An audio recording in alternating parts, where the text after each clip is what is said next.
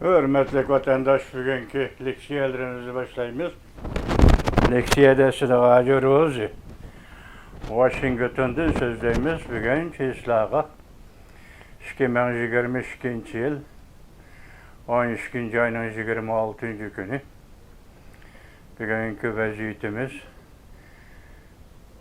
Cumhur'un Taşqi İşler Ministerliği'nin Ministeri Wang Yi Efendi'nin tünü gün yekşembe sözlügen notqi doğrusu da onundan keyin şembe günü yoki 24. günü Prezident Joe Biden'nin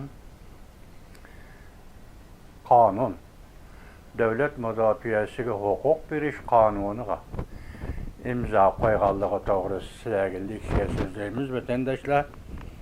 Bugünkü leksiyamızın mezmunu ana şundan ibaret. Bir iş gündün biri sel kalayma qarakma öynün işe keçirenler vatandaşlar. Birinci mavzumundaq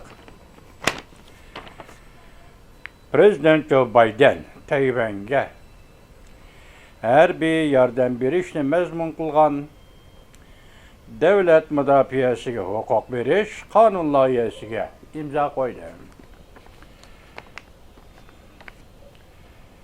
Beijing dapqa düşken mayaqdak sakraşqa başladı. Tayvan ilhamlandı. Mavzulu haber 12. ayının 24. günü Amerika ovazının Xitay tili programımız elan qılındı. Haber mundaq başlandı. Washington, Cumhur hükümeti Prezident Joe Biden'ın 2023 yıllık maliye yılında devlet müdafiəsiga hukuk beriş kanun layihəsi imza koyganlığı münasibeti bilen qattiq narazı bulup qarşı turadiganligini bildirdi.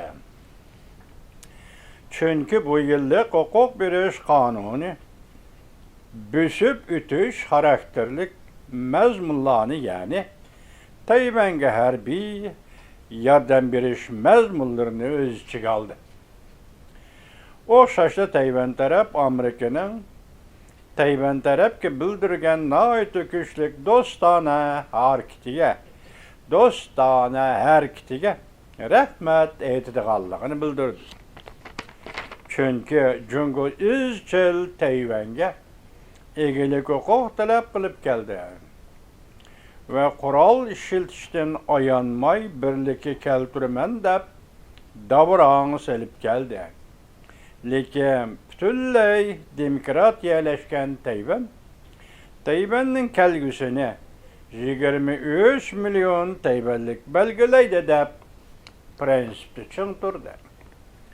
Bu yıl 8. ayının 2. günü Avam Palata Başlığı Nancy Pelosi Tayvan'ı ziyaret kılgandan keyin Cumhur her bir taraf Tayvan'ın etrafını her bir kamalgı elip her bir manver ötküzüp geldi. Beijing'in Tayvan'a qaratqanını her bir tehdidinin örülüşüge ergişip Amerika'nın Tayvan'a bergen vədisi ve kollaştırımı qat elişişke başladı. Prezident Joe Biden Aksaray'a kirgenden başlap bir neçə qatam o çok aşkara Tayvan hücumga uçraydigan bolsa askeri kısımlarını avatip Tayvan'a yardımlaşadigan meydanına bildirip geldi.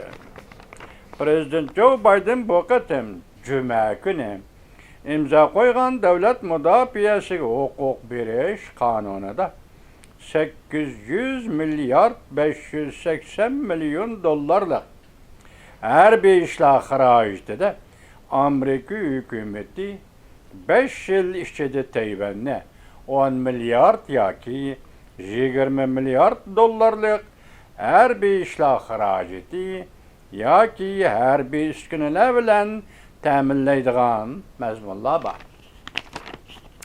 Bu qatimki ma'qullagan, imza koygan kanunlar.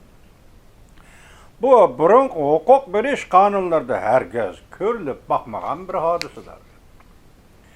Çünkü bu kanun layihəga təhdid selib Cüngo'nun işki işleriga kasten kopallık bilen arlaştı.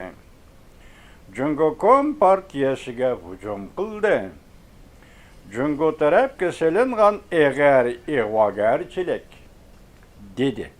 Muhbirning savoliga javob berish shaklida Cüngo Tashqi ishlar ministrligining bayonotchisi bir parcha bayonotida yuqorida ko'rsatdi.